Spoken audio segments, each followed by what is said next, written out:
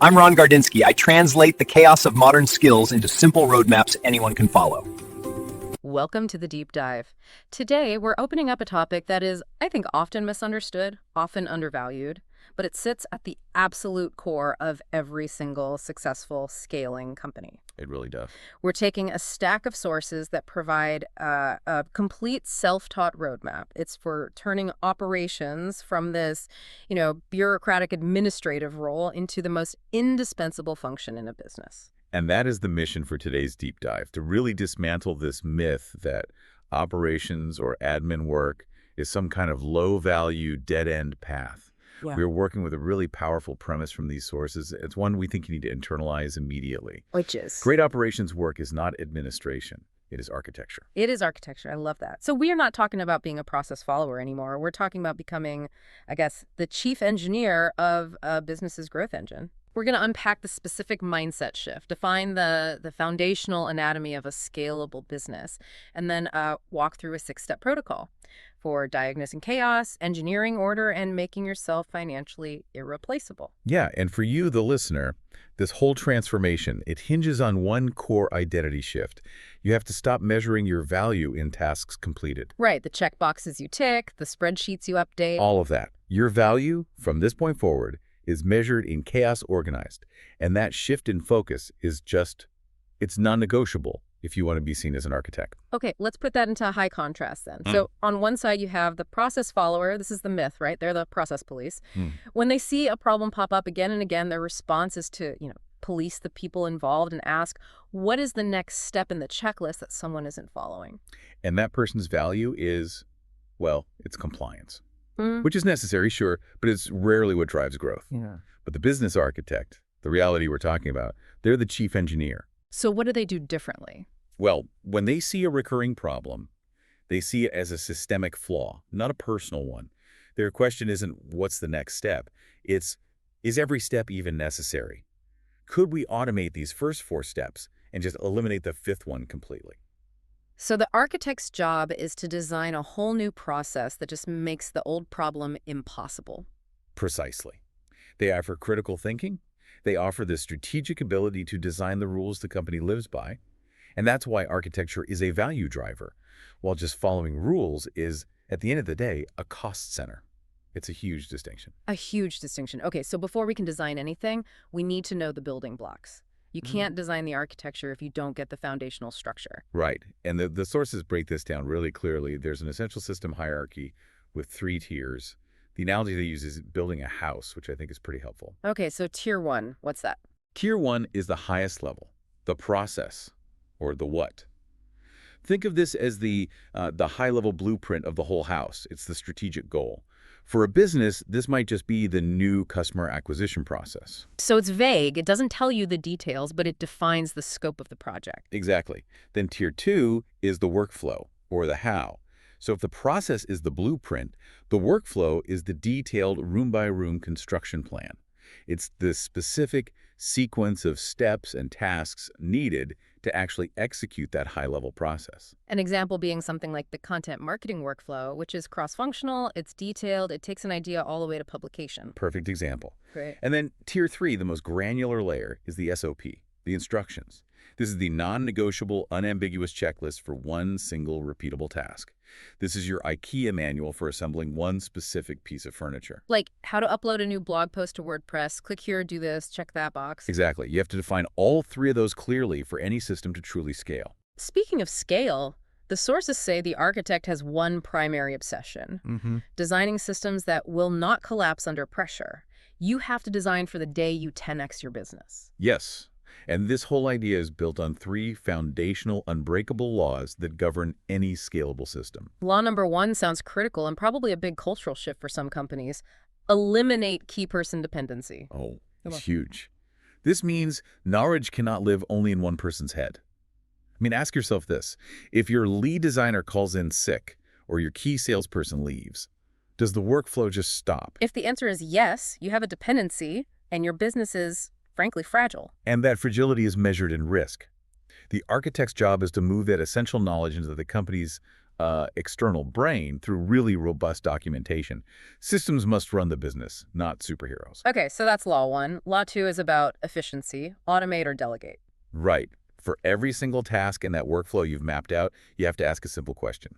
Is this a $20 hour task or a $200 hour task? And the goal is simple.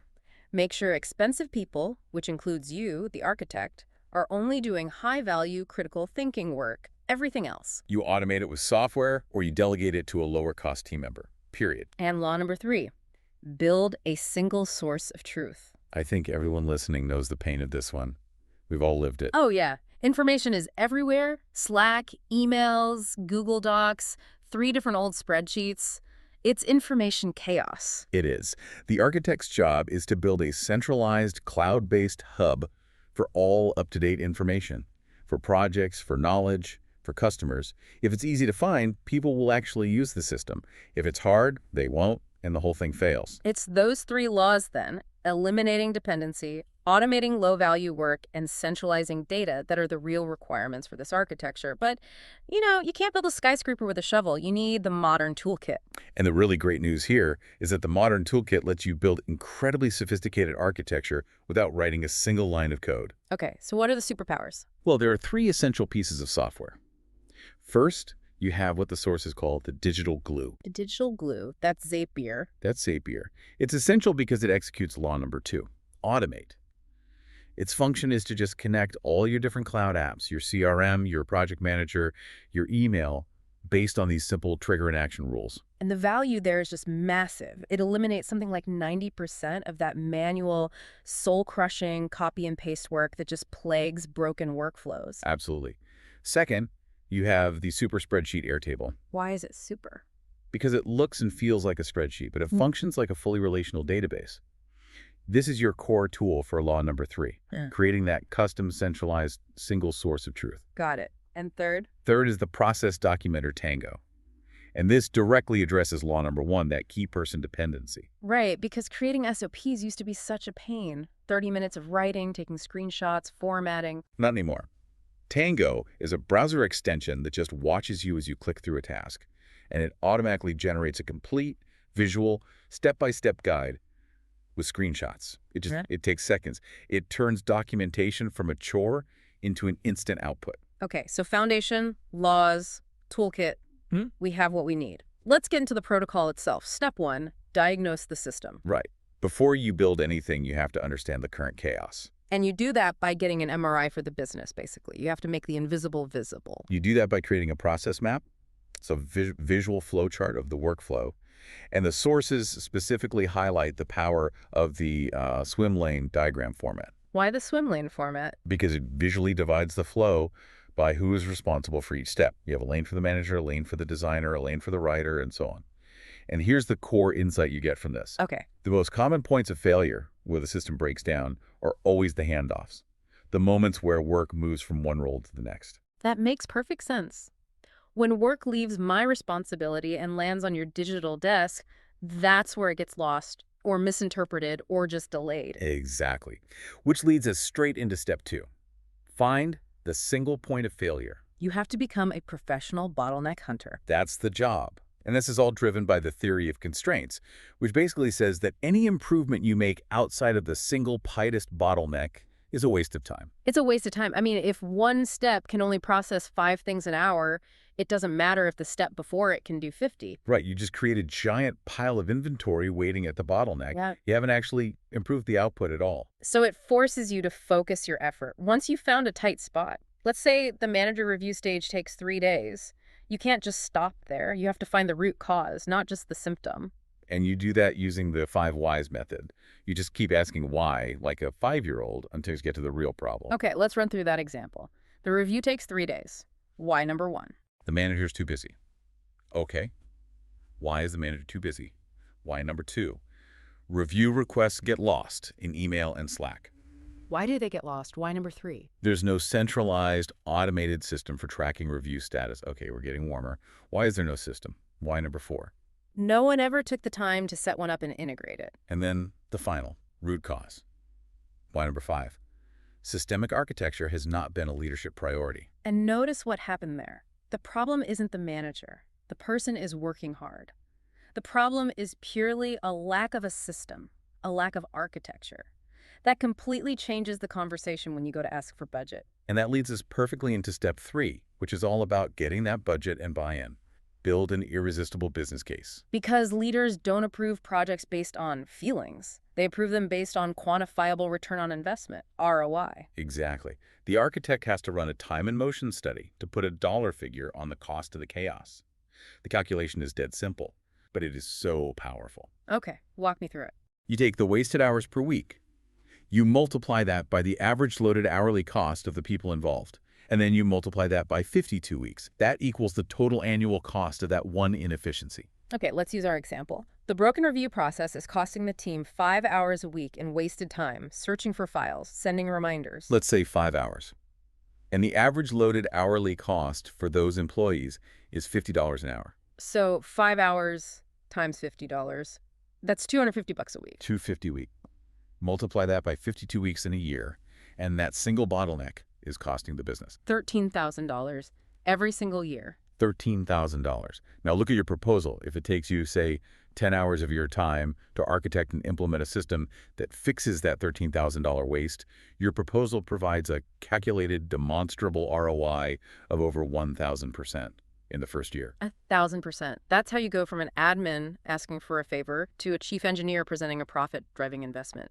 That's the shift. So once that irresistible case is approved, step 4 begins. Engineer the solution.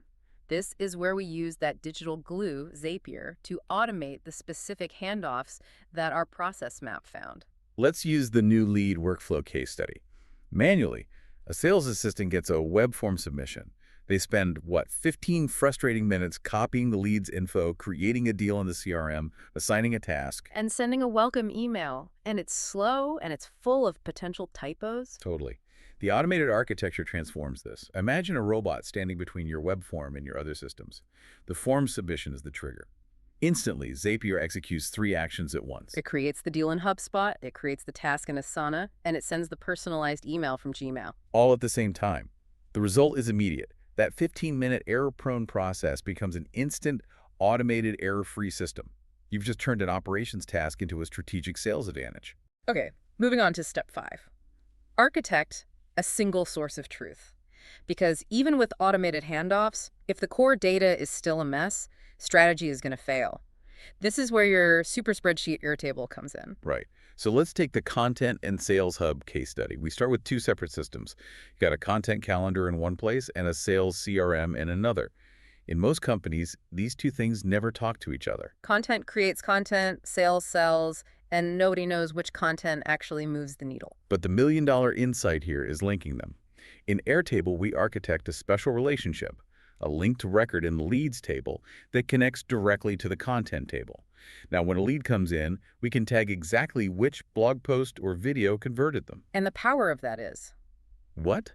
The power is that you can now pull up your content calendar and, with a single click, see not just how many people read an article, but the exact dollar value of the sales leads that piece of content generated last quarter. Wow, that's how operations starts to inform high-level strategy. That's it. Which brings us to the final step, step 6. Prove your value with metrics. You are not done when the system is running. You are done when you have measured and presented the improvement. You need a dashboard that proves the ROI you promised back in step 3. And look at the metrics from the source's dashboard. For a content production system they built, the time per video was reduced from 15 hours to 8 hours. That's a 47% efficiency gain. Missed deadlines went from 4 per month down to 0, 100% reduction in risk. And even the CEO's time in review meetings dropped by 83%. That data is gold, and when you translate it back into dollars... The proof is undeniable. That project reclaimed about 28 hours of team time per month. At a, let's say, loaded cost of $75 an hour, that's a monthly saving of $2,100. Or an annualized ROI of over $25,000. That's the evidence that makes you invaluable. Now, let's tackle the big practical question, the chicken and egg problem. Right. To land a client, I need a case study, but to get a case study, I need a client. How do you break that loop? The business architect manufactures the opportunity. You use the portfolio of one. You don't wait for permission, you invent an ideal fictional client. Let's call them Oakwood Creative, a 5-person marketing agency with chaotic client onboarding. Perfect. You then execute the entire 6-step protocol for Oakwood Creative. You create the actual professional deliverables, a visual process map of their broken manual onboarding, the exact Zapier diagram showing the automation. You build the SOPs with Tango. You create the client directory in Airtable. So you assemble this beautiful visual case study. It details the problem, the process you designed, the solution you built, and the clear projected results. Something like reduced client onboarding time from 10 manual hours to 1 automated hour. And now you have a complete, tangible body of work that proves your skills before you even talk to a real client. So when you are ready for that first real client, you don't try to sell them a massive project cold. No, absolutely not. You sell the problem first, not the solution. You do this with a low-risk, high-value offer called the Systems Audit. So it's a diagnostic service. For a flat, low fee, something irresistible, like $500 to $1,000. Exactly. You do a deep dive diagnosis on just one painful area of their business, the one they complain about the most. And the deliverable for that fee is a concise, maybe 3 to 5 page roadmap to optimization document. Right, which includes the process map, the bottleneck analysis, and a prioritized list of improvements, complete with that cost of waste calculation we talked about. That is just genius sales psychology. Yeah. The client pays a small fee, they get an expert diagnosis, they're already invested. And here's the best part. That roadmap to optimization document you deliver is the perfect paid sales proposal for the larger implementation project. You literally got paid to create your own sales document. So we started this deep dive talking about identity.